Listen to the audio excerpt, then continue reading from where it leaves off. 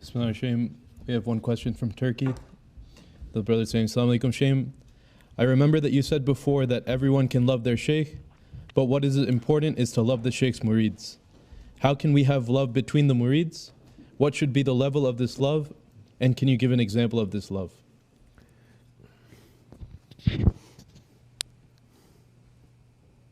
Bismillah ar-Rahman ar-Rahim.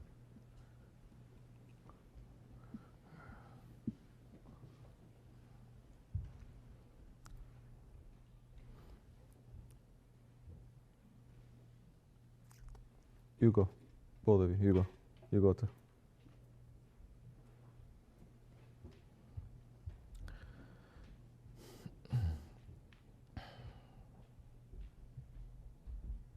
All our examples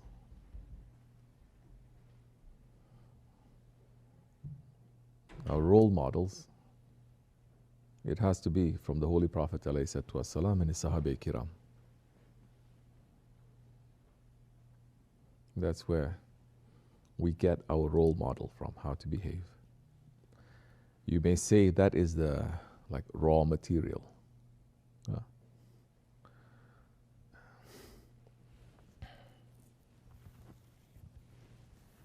That is our role model. We have to look from that. You may say that is the raw material. You may say what the Tabi'ins did is taking that raw material, practicing it, and putting it into their lives for that time. Tabi'in, they're taking what the Tabi' did, they're putting it. The next generation, they're taking from all these generations. They keep taking. Taking not only from the raw material, but from what the earlier generations they have done with this material, so that it's all linked together. It's called Ahl Sunnat.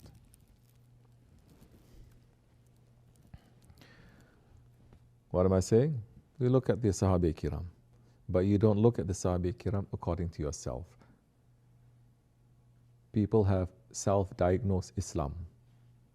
They've had it for 100 years now.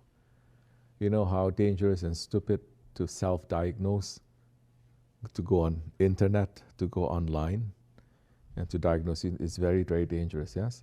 People have been doing that to Islam and spirituality for over 100 years. It's finished, it's gone. Muslims are done. Now you cannot tell them anything. No. They say, no.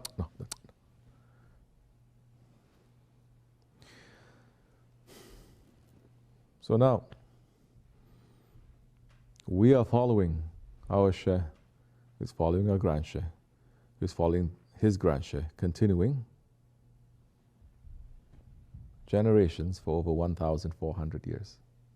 We are not separating ourselves and our teachings from that. They are continuing.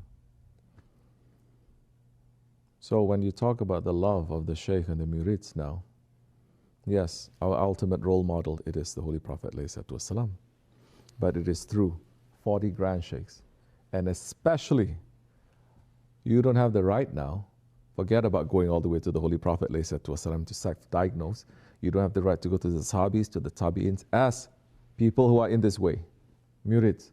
In fact, you don't have the right now to even go to just Shaykh Effendi and then to just take it from there. That is a raw material for you. Or to go to Shaykh Abdullah, or before, no. So now we look at our Shaykh, how he is taking that and how he's forming and how he is adapting for our benefit, for these times, for us living here and worldwide.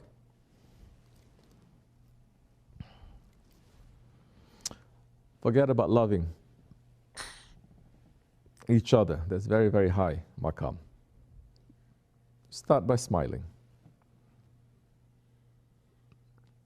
When you pass by, you actually look at each other in the eye and you smile. Assalamu alaikum, alaikum salam. How are you? I'm okay. Start by smiling, giving salams. And start with not complaining about each other. And if you notice some things about a person, the way that even you say, oh, this person is like this person, it's more like describing like a child. It's more idiosyncrasies rather than criticism. You know idiosyncrasy? Idiosyncrasy means some characteristic. let's say, instead of saying this person is bad, bad is like a very negative, say, when you say it's you just say this person is not so bad. It's a positive way of saying it. It's just a habit, let's say. It's just, he doesn't really mean it. He's harmless. You know, this one doesn't like to smile. That's just his way. You know him. Idiosyncratic. Like that. Your attitude towards each other must be like that. This one, why is doing that? You know him. It's okay. It's forgiving. It's understanding. That, start with that. What is love? Look at the Sahabis when they love each other. Look at what the people of Mecca, the Sahabis that were there, they did, and they helped each other. Look at the Ansar in Medina, how they helped Muhajirs. So far away from that.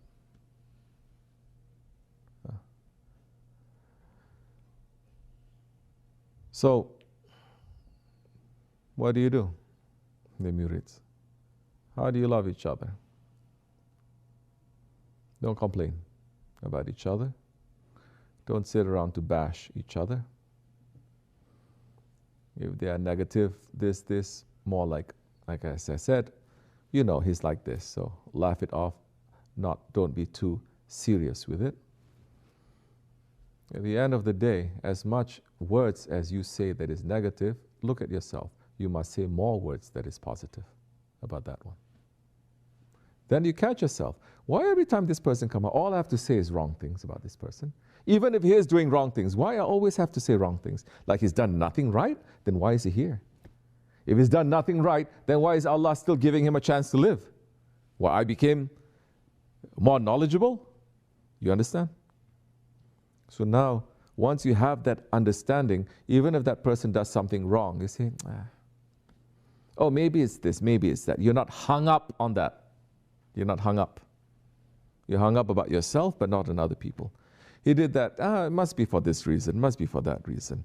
Maybe I don't know. I don't know.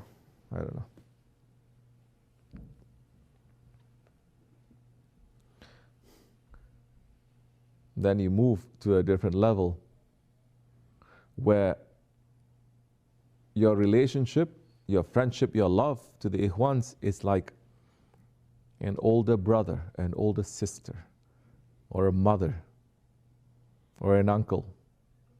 Yeah, they are misbehaving, but you're the older one.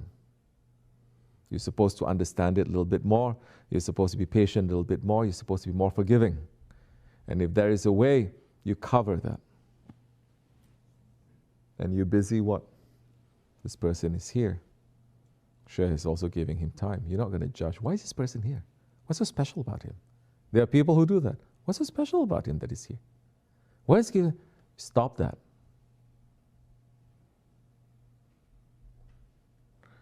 Instead of that, you are going to find out actively, there must be something special about this person.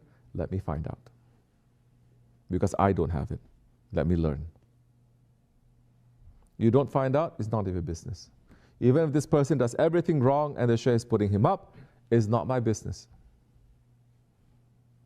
Since when it becomes your business?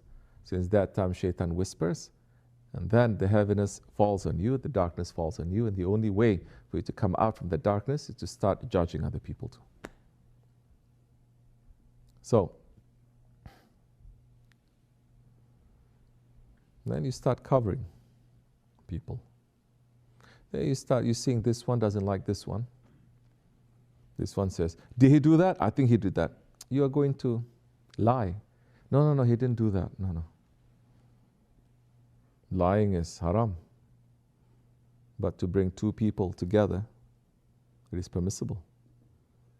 Meaning what? Now you're going to cover this one's fault. You're going to say to this one, oh, he did this for you, he didn't do. But you know, oh, what are you doing? You're being busy. But for this, not for nonsense things. Yeah. Then, slowly, once you have that feeling of taking care of something, taking care of someone, Sometimes they piss you off, okay, a little bit, but you cannot stay in that position. You cannot. It must be, like I said, that you're a father, you're an uncle, you're an older brother, and someone just annoys you, someone who's younger, doesn't know any better. How can you get annoyed and angry at a kid? Do you even feel that you're angry at a kid like that? You must be a tyrant, no? I used to say a lot to the women, why are you not looking at each other like that? Motherhood is given to you. Compassion is given to you more than it is to men. Your womb, in Arabic, is called Rahim, is one of the names of Allah. It is easy for you in your makeup, in your spirituality, to move to that love and that sacrifice than it is for men. You have that instinct, let's say. If you have it towards children, towards your own kids, towards other children, why can't you have that for each other? The sheikhs, they have that. The prophets, they have that. That's why they say this old person, but they don't say an old person there. They say this person who's still 7 years old and something happened to him. They don't see this one as a 27-year-old. They see this one, he has the maturity of someone who's 70 years old. They treat them differently. And people come. They are hurt. And they say, okay, how I can fix this? How I can fix that? What do? Those who get fixed later on, they start, oh, I'm good now. Not only they fly off, but they smack everyone down and then they fly off. That happens. Our job is just to deliver the message, to say. Our job is just to help. We cannot force anyone. So,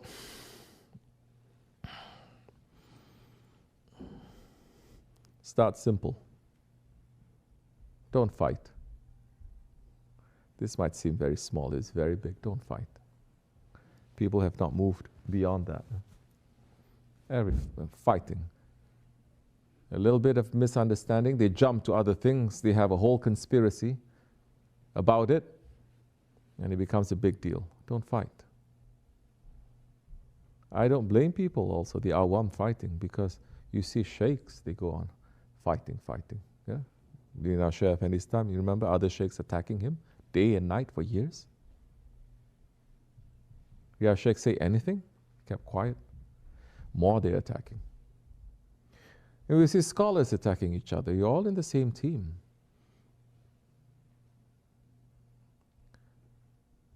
So no adab. Because the one who has adab, even if it's 100% right, he watches manners. These people, maybe they are right, but not 100%. 2%, 3% you're right, more than the other one. And they're ready, if power is given in their hand, to burn everything.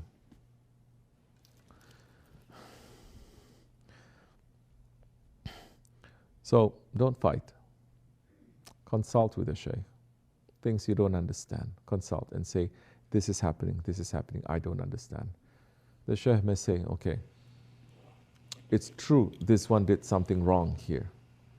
But if you did not make these steps, that one would not have reacted that way. That one is reacting because of these reasons. Because being in a Jamaat now, you are mirror to each other. You're not looking at yourself, you're not examining, and you're not examining other people too. You're not saying this one is doing it because of this, and this. You're not understanding anything. Why? Then what's the use of being in a Jamaat?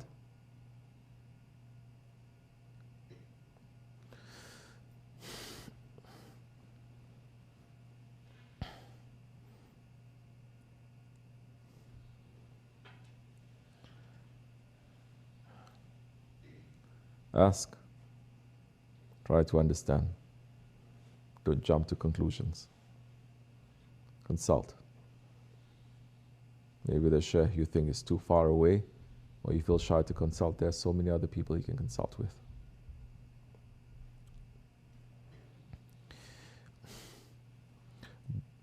Don't be so quick to say this murid did something wrong, this one did something. Don't be quick to that. Say, I don't understand, and leave it.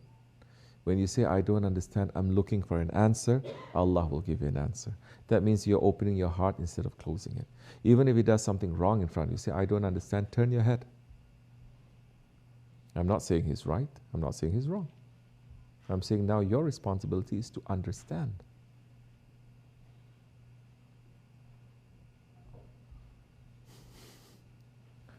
So we are asking people to love, but not in that cultish way also, with smiles plastered on their faces, and to be just thinking you're in honeymoon, everything is fine. No, you have issues, everyone has. Be real. That don't we mean. Don't be mean. Be generous to each other. Because everyone here, forget about the rest of the world or in history, everyone here, everyone does something because of a reason. There's a reason. Nobody does something without any reason. Maybe they forget what the reason is. It's become a habit, but there is a reason. There is a reason why that one sleeps. I'm not saying it's right. I'm not saying, but there is a reason. There is a reason why that one is like worshipping food. There is a reason. And our job is for you to understand, go deep inside and understand what it is. Fight it. Inshallah, you'll win one day. But to be blind for that, if you don't fight, then you have to fight the fire. Wa min Allahu tawfiq. Al-Fatiha.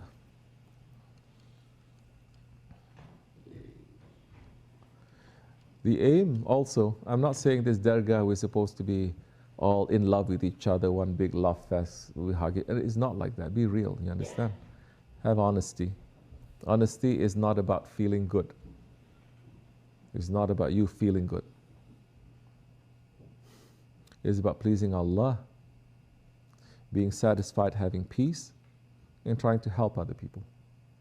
Don't help other people because it makes you feel good. That's very arrogant. Huh? You should be very grateful you're able to help other people because Allah has not given up on you. That He's given you the privilege to help other people.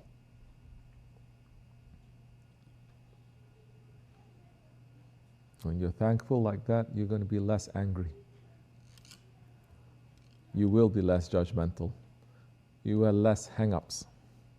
You have less anxiety because you become a bit more simple. We see the happiness of the Shaykh sometimes. I've seen Shaykh Andy a few times that he's happy, and his happiness rivals that of a child's happiness. It's like a child.